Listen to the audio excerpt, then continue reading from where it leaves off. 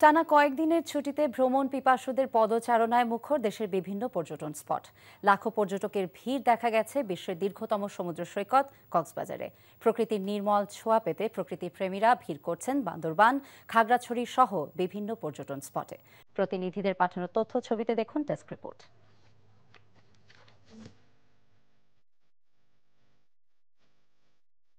দম বন্ধ করা ইট পাথরের শহুরে জীবন থেকে একটু শান্তির পরশ খুঁজতেই তো এখানে আসা।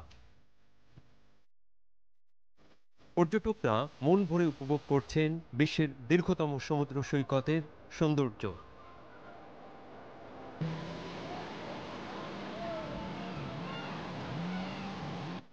কেউ এসেছেন পরিবার পরিজন নিয়ে, কেউ বা বন্ধু বান্ধব নিয়ে। প্রকৃতির মাঝে ডুবে নিমেষেই ভুলে গেছেন পথের সব ক্লান্তি। নিজেকে একটু প্রশান্তি দেওয়ার জন্য, সমুদ্রের গর্জন শুনে নিজের মনকে ঠান্ডা করার জন্য আমরা কক্সবাজার আসি। একটু সময় পাস করার জন্য, এখন ছুটি আছে, হাজবেন্ডের সাথে টাইম পাস করার জন্য আসাটা। আসলে মন ভালো থাকে, সবসময় আসা হয়, ছুটি পড়লে এখানে আসা হয়। সৈকতে জোরদার করা হয়েছে পর্যটকদের নিরাপত্তা। পোশাকি পুলিশ আছে আমাদের সাথে, সাদা পোশাকের পুলিশ আমরা ভিতরে রেখেছি। এছাড়াও আমরা বিভিন্ন ওয়াচ টাওয়ার তৈরি করেছি, যেখান থেকে অস্থায়ী ভিত্তিতে আমরা বিভিন্ন জায়গায় লোকের মুভমেন্ট ফলো করছি। আমরা ড্রোন এবং সিসিটিভির ব্যবস্থা রেখেছি। কক্সবাজারের অন্য বিনোদন কেন্দ্রগুলোতেও ছুটছেন ভ্রমণ পিপাসুরা।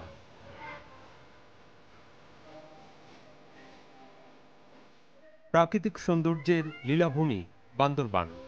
এখানকার নীলাচল, নীলগিরি, মেঘলা সহ দর্শনীয় স্থানগুলো মুখরিত প্রকৃতি প্রেমীদের পদচারণা।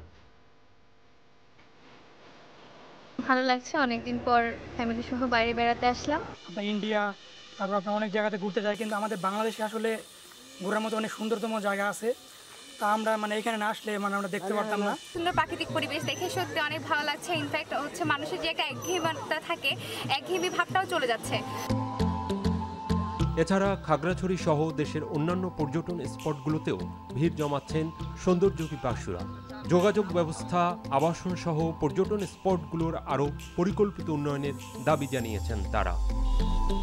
শওকত করিম, এনটিভি নিউজ ডেস্ক। বান্দরবানে আছেন সহকর্মী আলাউদ্দিন শাহরিয়ার, সরাসরি যোগ দিচ্ছেন আমাদের সাথে। আলাউদ্দিন, আমরা জানি পর্যটকদের পদচারণায় মুখর এখন বান্দরবান, এ বিষয়ে আর কি তথ্য আছে আপনার কাছে?